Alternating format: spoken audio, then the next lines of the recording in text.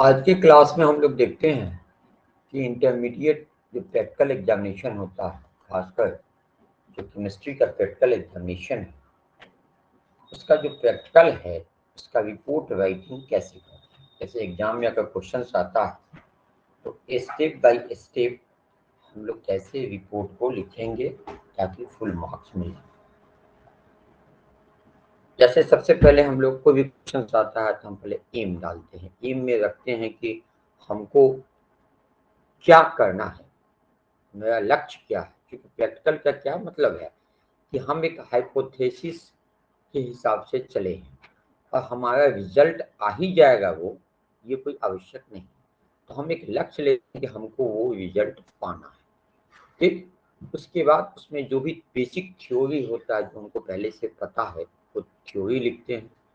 उसके बाद देखते हैं कि इस प्रैक्टिकल को करने में हमको कौन कौन से मटेरियल्स रिक्वायर्ड होंगे। उसके बाद हम डालते हैं कि उसका apparatus सेटअप क्या होगा, apparatus क्या चाहिए।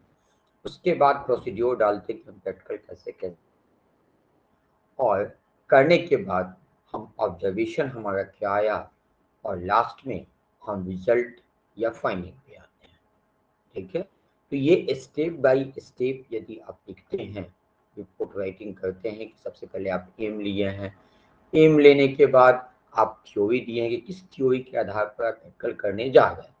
उसके बाद प्रैक्टिकल करने में आपको कौन कौन से सामान की, उपकरण की, केमिकल्स की आवश्यकता है, मटेरियल्स रिक्वायर्ड। उसके बाद apparatus आप कैसे सेटअप किए हैं, फ्लास्क को कैसे डाले हैं, कीप कैसे रखे हैं, स्टैंड कैसे टाइट किए हैं, कॉर्क कहाँ लगाए हैं, apparatus सेटअप करेंगे। उसके बाद तब प्रोसीड्योर बनाते हैं कि हम प्रैक्टिकल किए कैसे कैसे, और तब जा कर के जब प्रैक्टिकल करने के बाद आपका क्या ऑब्जर्वेशन आया और ऑब्जर्वेशन के बाद आप किस रिजल्ट पे पहुंचते हैं या क्या आपका फाइंडिंग। ठीक, जैसे फॉर एग्जांपल 11th का ही एक सिलेबस है कि 11th के सिलेबस में हम देखते हैं कि to prepare the standard solution of sodium carbonate, हमको क्या निकालना है, सोडियम कार्बोनेट का स्टैंडर्ड सॉल्यूशन निकालना। ठीक है, ये क्वेश्चन आया। अब इसमें स्टैंडर्ड सॉल्यूशन समझते हैं किसको कहते हैं, ये आपको लिखने की आवश्यकता नहीं, बस आपका बेसिक कंसेप्ट जो है कि स्टैंडर्ड सॉल्यूशन उस सॉल्यूशन को कहते हैं जिसका कंसंट्रेशन हमको पता होता है। ठीक है, जिसका कंसंट्रेशन हमको पता रहता है। जैसे मान लीजिए कि चीनी और पानी है, आप चीनी को पानी में मिला दे रहे हैं, लेकिन क्या उसका कंसंट्रेशन क्या आया ये आपको नहीं पता है कि भाई 1 चम्मच मिलाए हैं तो कितना कंसंट्रेशन जाएगा, 2 चम्मच पे कितना कंसंट्रेशन जाएगा, तो स्टैंडर्ड सॉल्यूशन नहीं कहलाएगा। स्टैंडर्ड सॉल्यूशन का मतलब इसे NY10 हो गया, वो क्या है, स्टैंडर्ड सॉल्यूशन हुआ क्योंकि उसका कंसंट्रेशन हमको पता है। ठीक है, अब एक स्टैंडर्ड सॉल्यूशन बनता कैसे है, तो यह बनता है प्योर, और उसका जो है वो एग्जैक्ट केस कंसंट्रेशन क्या है वो पता करके, जिसको हम क्या कहते हैं, स्टैंडर्डाइजेशन। उसके बाद जो सब्सटेंस अवेलेबल होता है स्टैंडर्डाइजेशन के लिए, है ना, उसको कहते हैं primary standard. The substance available for standardization of a solution is highly pure is called primary standard। हमारे पास पहले से स्टैंडर्ड बना होता है और उस स्टैंडर्ड से हम मैच करके इसका कलर किस हिसाब से गया, किसके से ज़्यादा मैच कर रहा है, भाई 10 का अलग बना के रखते हैं, भाई 15 अलग रखते हैं, भाई 20 अलग रखते हैं, जिससे मैच किया वो हमारा जो है वो स्टैंडर्ड हम मानते हैं कि इस स्टैंडर्ड का मेरा सॉल्यूशन मिला है। उसको क्या कहते हैं, primary standard. Standard solution clear हो गया कि वे सॉल्यूशन जिसका कंसंट्रेशन हमको पता होता है। अब हम लोग प्रैक्टिकल कैसे लिखेंगे, अगर यही क्वेश्चन अगर आया कि prepare of standard solution of sodium carbonate, तो हम इसका रिपोर्ट राइटिंग कैसे करेंगे। सबसे पहले हम एम लिखेंगे। एम हमारा क्या है कि टू प्रिपेयर द, मान लें कि 500 या फिर 250 cubic centimetre NY10 standard solution of sodium carbonate. आप ये एम लेके चलें कि हमको NY10 का 250 क्यूबिक सेंटीमीटर या फिर ml का है कि इतना हमको बनाना है। ठीक, अब सोडियम थ्योरी इसमें देंगे कि sodium carbonate is essentially insoluble in nearly saturated sodium hydroxide. Sodium carbonate किसमें इजीली सॉल्युबल हो जाता है? सोडियम का हाइड्रोक्साइड में।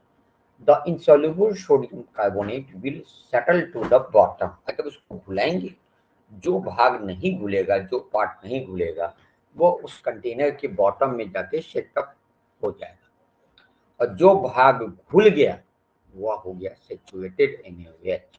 ठीक है, द सुपरनेंट कैन बी विथड्रॉन। अब जो नहीं घुला उसको सेपरेट कर लिए।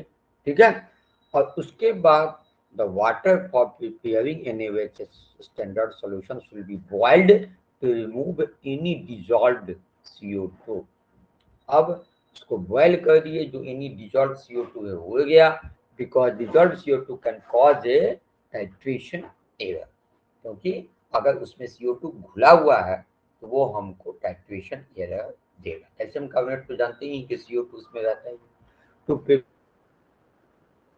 Equivalent weight of sodium carbonate से निकालेंगे, तो अगर 1000 क्यूबिक सेंटीमीटर ऑफ नॉर्मल अगर लेना तो उसके लिए कितना विकास होगा? 53।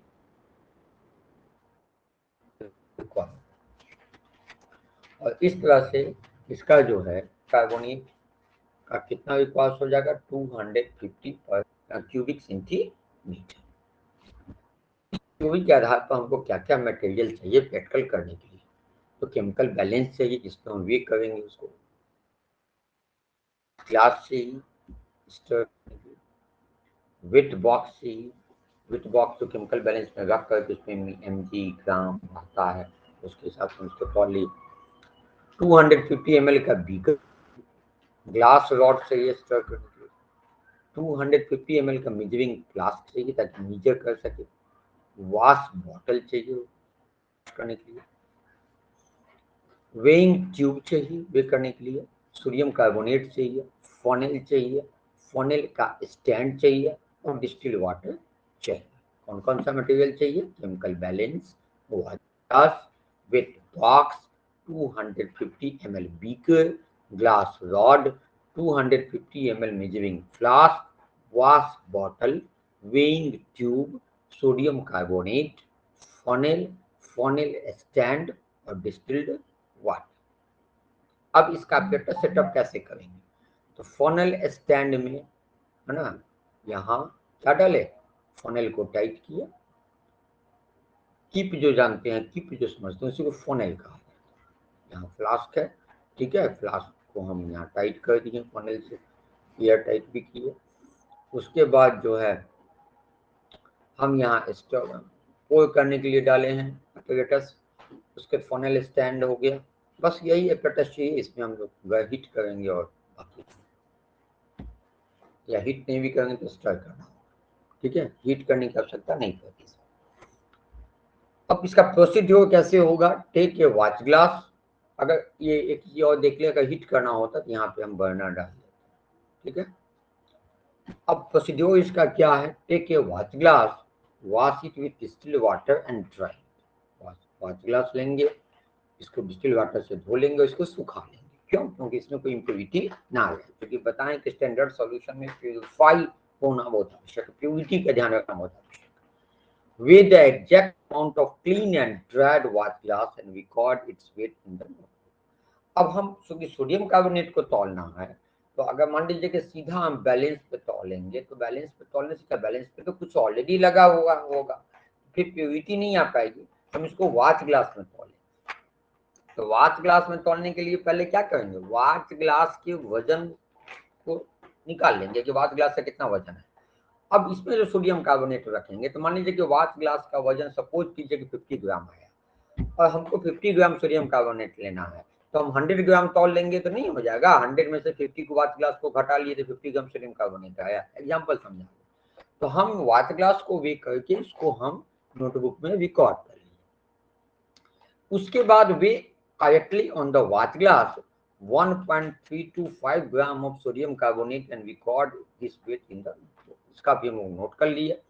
Using a funnel transfer sodium carbonate softly and care from the watch glass into a clean and drying measuring flask. अब इसको हम बहुत सावधानी पूर्वक हम मेजरिंग फ्लास्क में इसको हम डाल रहे हैं, सावधानी पूर्वक वॉच ग्लास, ठीक है।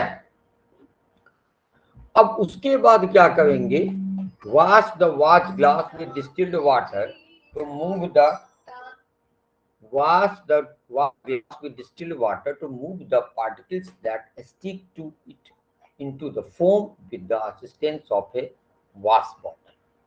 अब वॉश ग्लास को डिस्टिल वाटर से वॉश करने के बाद उसमें जो भी पार्टिकल्स है वो सब स्टिक से हटा देंगे, है ना, तो धोके रखिए। For this purpose the volume of distil water should not exceed 50 ml। ताकि नहीं समझे, वॉश ग्लास पे जो सोडियम कार्बोनेट लगा हुआ है, अगर मान लीजिए उसमें जो लगा हुआ है उसको अगर हम नहीं डाले हैं, किसमें, उसको हम किसमें डाल रहे हैं, फनेल की सहायता से फ्लास्क में जो डाल रहे हैं, तो उसको हम फ्लास्क में नहीं डालेंगे तो उतना तो सोडियम कार्बोनेट कम हो जाएगा ना, इसीलिए उसको धो धा के हम डाल देंगे उसमें, ताकि उसमें वॉच ग्लास में कोई सोडियम कार्बोनेट ना रहे, उसका कोई भी पार्टिकल ना रहे, ठीक है। Wash funnel several times with distilled water to move the sticking particles into the measuring flask using a pass bottle। अब measuring flask में यदि जो है measuring flask में डाल रहे हैं तो उसको funnel को हम कई बार धोलेंगे, कीप में भी रखने में तो गिर सकता है, तो कीप को भी वॉश करके उसमें हम गिरा देंगे ताकि उस पर कुछ अगर पार्टिकल्स अटका हुआ है वो भी चला जाए। Add water in teeny quantities while washing this funnel। कम कम पानी डालेंगे, ऐसा नहीं कि ज्यादा पानी डाला गया, आवश्यकता से अधिक पानी डाला गया तो फिर स्टैंडर्ड गड़बड़ा है। This the distilled water quantity used for this purpose should not exceed 50 ml। 50 ml water भी, इससे ज्यादा 50 ml वाटर से ज्यादा हम इसको नहीं धोएंगे, वॉच ग्लास को भी नहीं धोएंगे, और 50 ml से ज्यादा हम किसको नहीं धोएंगे, वॉश करेंगे, फनेल को भी वॉश नहीं करेंगे। Using A wash bottle wash the funnel carefully with distilled water to pass the solution attached to the funnel into the measuring flask। Turn the flask of measurement until the sodium carbonate dissolves। अब उसको हम जब तक पूरा sodium carbonate dissolve नहीं हो जाता है ना, तब तक फ्लास्क को घुमाते रहेंगे, घुमा घुमा के, हाथ से घुमा घुमा के, घुमाने में ऐसा नहीं कि वो छलक के बाहर निकल जाए। Using a wash bottle, truly add enough distilled water to the measuring flask just below the dash mark on it। और जहां तक हम मार्क किए हुए हैं वहां तक हम वाटर डाल दिए। Add the last few ml of distilled water, drop into the measuring flask until the reduced meniscus level just touches the mark। और लास्ट, पहले तो धीरे धीरे डाले और लास्ट में जो है एकदम धीरे धीरे इतना मार्क ला दिए कि मार्क से न ज्यादा हो ना कम, ठीक है। Put the stopper on the mouth of the flask and shake softly to make the stand solution uniform, है ना।